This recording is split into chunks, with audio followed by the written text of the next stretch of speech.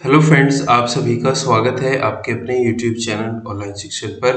कैसे हैं आप सभी? आई थिंक आप सभी अच्छे होंगे और अपनी सीटेट की तैयारी में लग चुके होंगे। तो बच्चों, सीटेट का फॉर्म जिसने नहीं भरा है वो भर लीजिए, क्योंकि यहाँ पर मैं आपको दिखा दूं कि लिमिटेड ही सीट है और जिसने पहले अपना रजिस्ट्रेशन कर लिया उसको नियर बाई यानी जहाँ का वो सेंटर डालेगा वहीं मिल जाएगा। तो चलिए मैं आपको दिखा भी देता हूँ किस तरीके से आपकी सीट फिल हो रही है।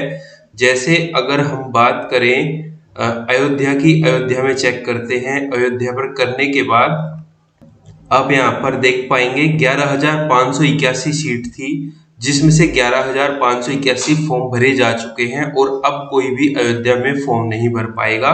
इधर उधर का सेंटर ही उसको डालना होगा। आगरा की चेक करते हैं। आगरा में अभी 11,419 फॉर्म भर चुके हैं। 12,944 सीटें अभी बाकी है। इस तरीके से जो है सीटेट ने अब की बार किया है कि जिससे बच्चे ये ना बोले कि हमारा सेंटर दूर पहुंचा दिया, हमारा पास रह गया। जैसे हम मेरठ का चेक करते हैं तो 7,306 फार्म अभी भरे जा चुके हैं। 31,150 की अभी सीट खाली है, जो आने वाले कुछ दिनों में भर जाएगी। एक एक करके आप अपने डिस्ट्रिक्ट का जो है सीट जान सकते हैं। और जैसे गाजीपुर का मैं दिखा देता हूँ, यहाँ पर भी 5,026 सीटें थी और सभी फुल हो चुकी है।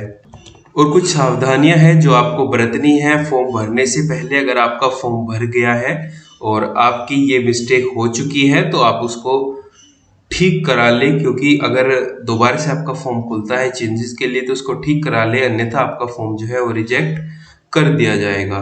जैसे आप अप्लाई करते हैं, यहाँ पर आप पेपर 1 और पेपर 2 कोई सा एक या दोनों के लिए चूज करते हैं ऑप्शन को। पेपर लैंग्वेज होती है जो फर्स्ट, उसमें आपको हिंदी चुनना है और सेकंड लैंग्वेज आपको चेंज रखनी है। ऐसा मत करिएगा सेकंड लैंग्वेज में भी आप हिंदी ही चुन लो। हिंदी नहीं चुनना है, संस्कृत, उर्दू और इंग्लिश में से कोई भी एक आप चुन सकते हैं दोनों पेपर के लिए। यहाँ पर कुछ पेपर के कोड दिए गए हैं। जैसे यहाँ पर आपको गिनती दी गई है 6 तक और 6 के कोड के सामने आपको बताया गया है कि आप किस एग्जाम, क्या आपने क्वालिफिकेशन है, कैसे आप एलिजिबल हो पाएंगे। तो अगर बीएड वाले बच्चे हैं तो वो ऑप्शन नंबर 1 चुनेंगे यहाँ पर, जिन्होंने 50% के साथ अपनी लगभग 12वीं ग्रेजुएशन कर रखी हो और यानी फाइनल ईयर आपकी जो बीए बीएससी आपने करी होगी वो 50% मार्क्स से पास कर रखी हो और साथ में 2 ईयर का आपका डिप्लोमा इन एलिमेंट्री एजुकेशन होना चाहिए। अपेयरिंग वाले बच्चे परेशान न हो, आगे मैं बताऊंगा अपेयरिंग का सिस्टम भी। और अगर आप वो है बीएड के छात्र है तो आप बीएड वाले जो है ऑप्शन नंबर कौन से को चुनेंगे? ऑप्शन नंबर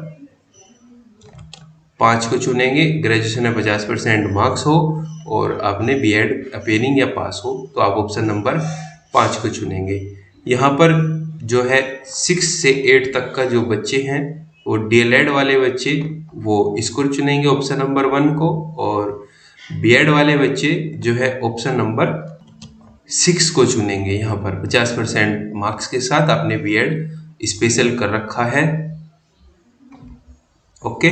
और इसके बाद आप जैसे ग्रेजुएशन में आपके पास आर्ट साइड से सब्जेक्ट से हैं तो आप सोशल साइंस चुनेंगे। अगर पीसीएम का कोई ऐसा सब्जेक्ट था तो आप पीसीएम चुनेंगे। इसके बाद यहाँ पर आपको ये 2 लाइन दी गई है, diploma in education, degree in education. इनमें से आपको सिर्फ एक पर ही टिक करना होगा। डीएलएड वाले बच्चे डिप्लोमा इन एलिमेंट्री एजुकेशन पर क्लिक करेंगे और ये कैप्चर ऐसा ही भरने के बाद आप सेव एंड नेक्स्ट पर क्लिक कर देंगे। ठीक है। इसके बाद आता है आपका क्वालिफिकेशन डिटेल। क्वालिफिकेशन डिटेल में आपको क्या फिल करना है? जैसे यहाँ पर आप अगर आपने पास कर लिया है तो आप अपेयरिंग चुनेंगे, पास चुनेंगे। और अगर आपकी अभी बैक लगी हुई है या आप 2022 या 21 बैच के हैं डीएलएड के तो आप अपेयरिंग चुनेंगे।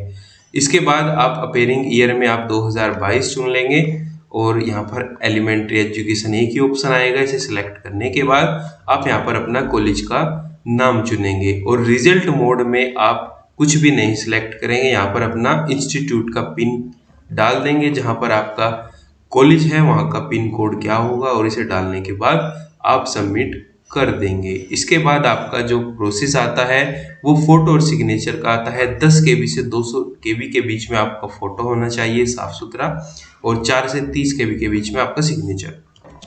और साथ में बता दूं मैं, केवीएस के बीच लगभग 29,000 पद आने की पूरी संभावना है, जल्दी ही आ जाएंगे। आप सभी सीटेट का पेपर निकालिए, उसके बाद ये अगर पहले भी आती है तो हम आपको सूचित करेंगे।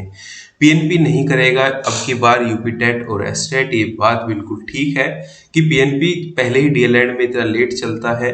अनिल भूषण चतुर्वेदी जी आप जानते ही हैं, और यूपी टेट एसटेट वही कंडक्ट कराते थे, अब की बार से नहीं कराएंगे। कोई अन्य विभाग जो है बनाया जाएगा या बना दिया गया है, वो आपके यूपी टेट और सुपर टेट की भर्ती को निकालेगा।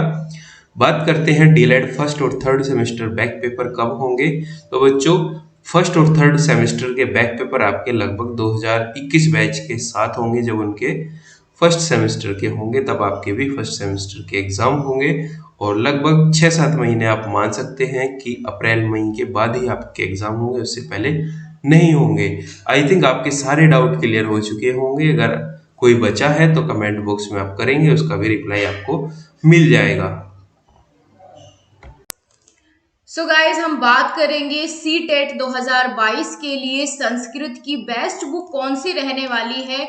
तो आप यहाँ पर चक्षु पब्लिकेशन की इस बुक को देख सकते हैं। इसमें बहुत अच्छे से सारा मटेरियल दिया गया है, और ये पेपर 1 और पेपर 2 दोनों के लिए ही यहाँ पर सफिशियंट है। इसमें अगर बात करें दोस्तों, 2800 प्लस बहुविकल्पीय प्रश्नों को इसमें व्याख्या सहित दिया गया है, क्योंकि आप जानते हैं कि यूपी टेट और सी टेट की संस्कृत में बहुत ज्यादा डिफरेंस रहता है। तो आप संस्कृत की जो है सी टेट को ध्यान में रखते हुए अलग से जरूर अपने तैयारी करें। और गाइज आप जानते हैं सी टेट में एनसीईआरटी का कितना बड़ा रोल रहता है। तो ये बुक पूरी की पूरी एनसीईआरटी पैटर्न पर आधारित ही बुक है। इसी के साथ गाइज चक्षु पब्लिकेशन का ही सी टेट के प्रैक्टिस सेट भी आपको यहाँ पर मिल जाएंगे। किसी भी आपके नज़दीकी बुक स्टोर पर अवेलेबल है, और ऑनलाइन भी आप इसको परचेज कर सकते हैं। लिंक डिस्क्रिप्शन बॉक्स में दे दिया गया है। इसके साथ ही आप एक पूरी की पूरी गाइड में इन सभी सब्जेक्ट्स को पा सकते हैं, जैसे सीडीपी, हिंदी और गणित, पर्यावरण अध्ययन, इंग्लिश लैंग्वेज। इस तरह से चक्षु पब्लिकेशन की गाइड भी आपको मिल जाएगी।